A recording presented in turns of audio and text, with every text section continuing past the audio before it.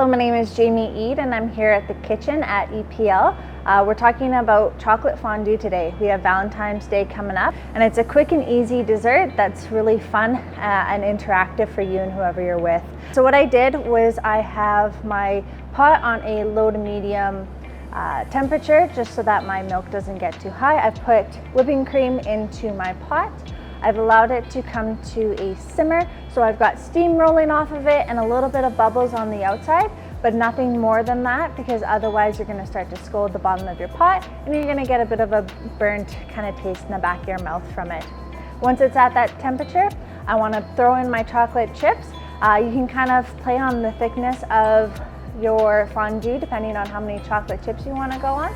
I like to do semi-sweet, or if your significant other or yourself is more of a white chocolate person, white chocolate works just the same.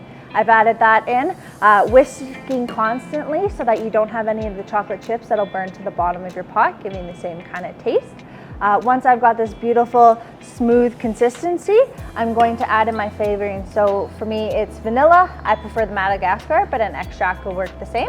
A little bit of cinnamon and some salt to cut through some of that sweetness that you're experiencing.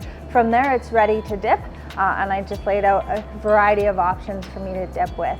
All I need now is a fork and to get going. Thank you for joining.